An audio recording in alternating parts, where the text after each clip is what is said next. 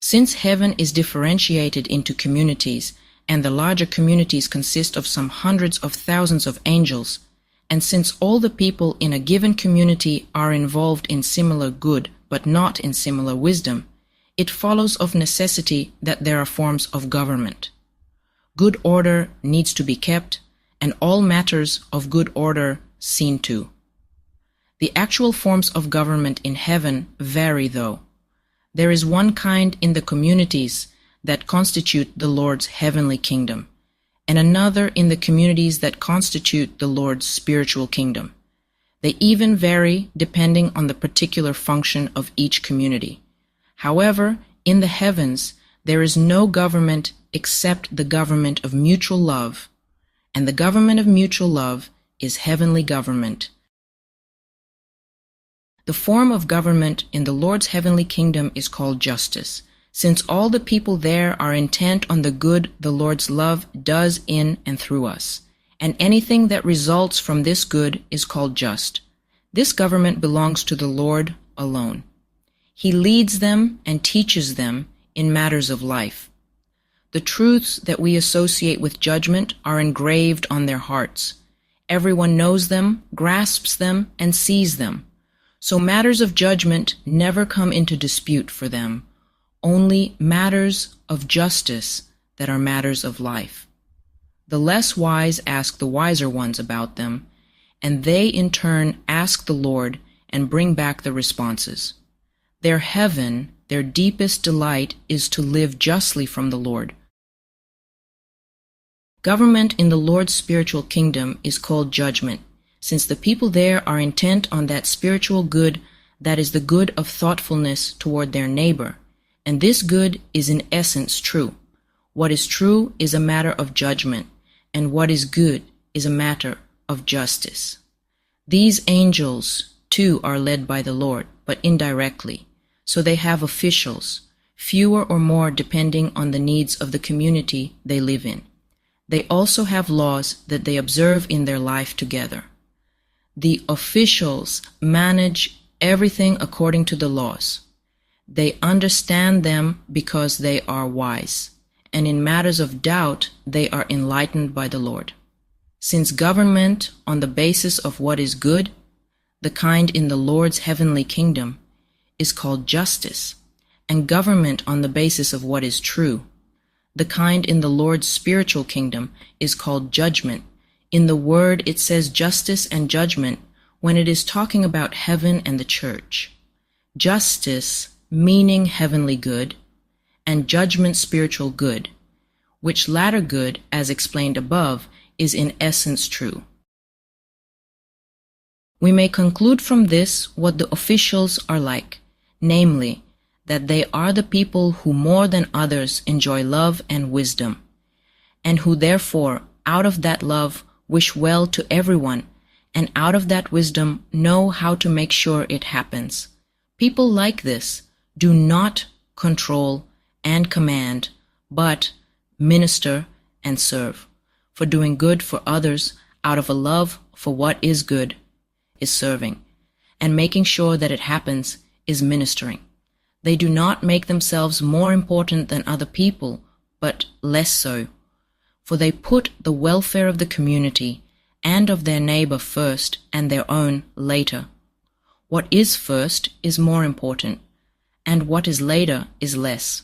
They do have respect and renown, though. They live in the center of their communities, loftier than others, and in splendid mansions as well, and they accept this renown and respect. However, they do so not on their own account, but for the sake of obedience.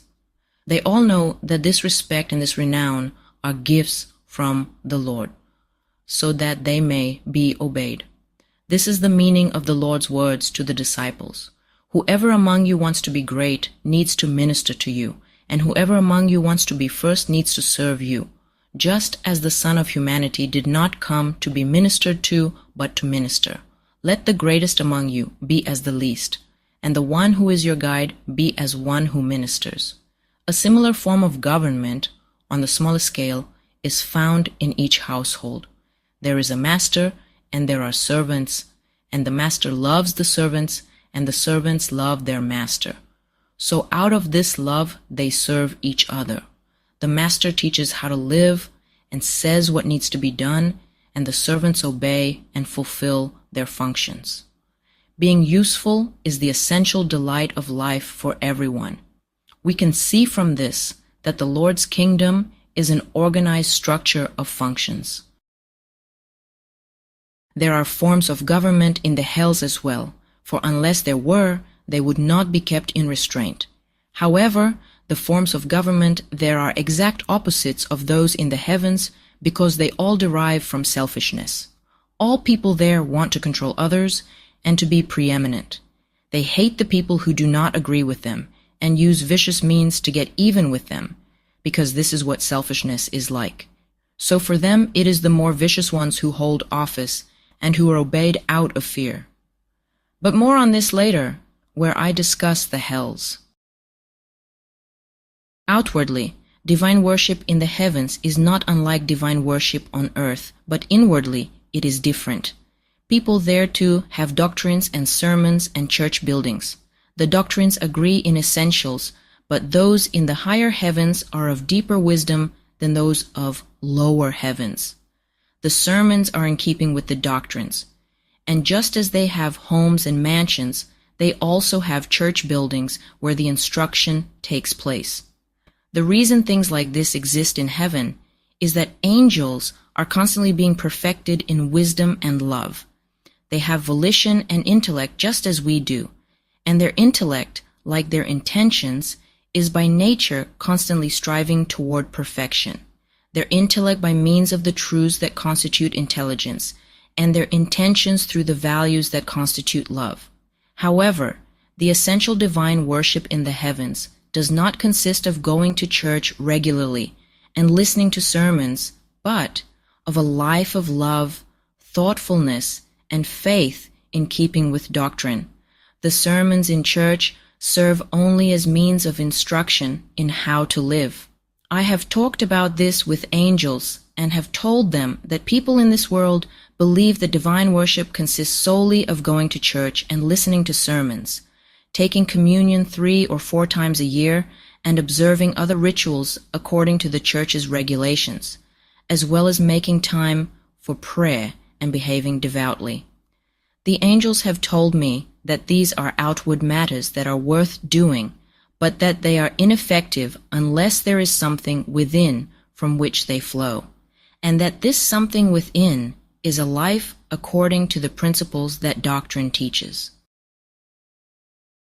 So that I could learn what their church services are like, I have occasionally been allowed to go in and hear sermons.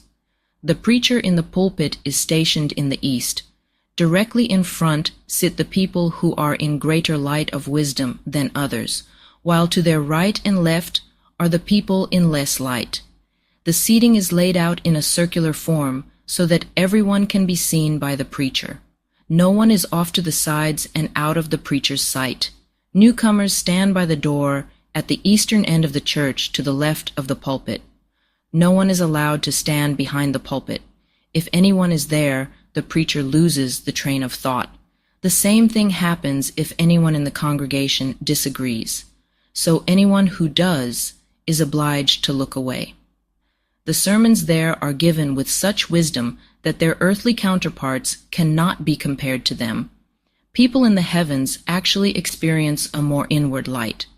Churches in the spiritual kingdom seem to be made of stone, and those in the heavenly kingdom of wood. This is because stone corresponds to the truth that occupies people in the spiritual kingdom, and wood to the good that occupies people in the heavenly kingdom. The buildings in this latter kingdom are not called churches, but houses of God.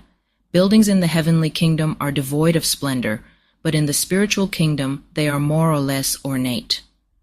I also talked with one particular preacher about the holy state characteristic of people who are listening to preachers in church.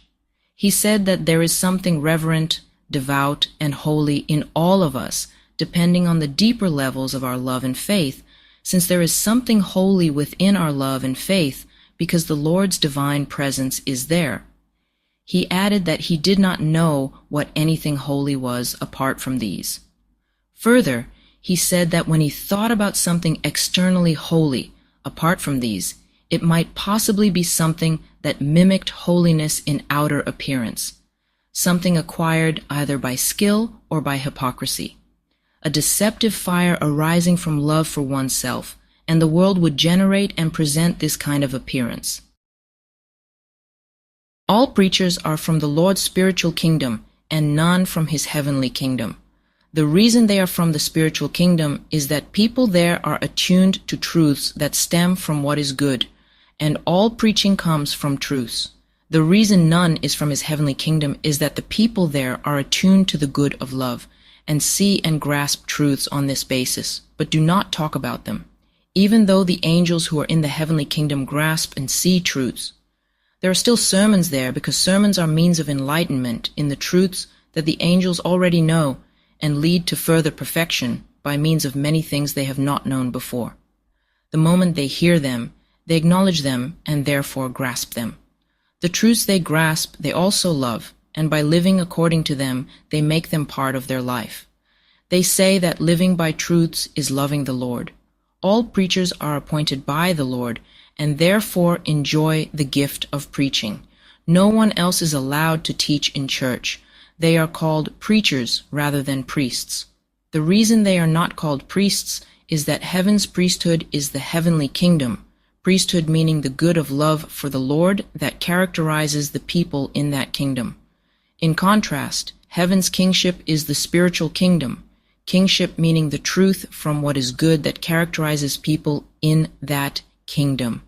All the doctrines that govern the preaching focus on life as their end, none on faith apart from life. The doctrine of the inmost heaven is more full of wisdom than that of the intermediate heaven, and this, in turn, is more full of intelligence than that of the outmost heaven. The doctrines are in fact suited to the grasp of the angels of each heaven. The essential of all the doctrines is the recognition of the Lord's divine human,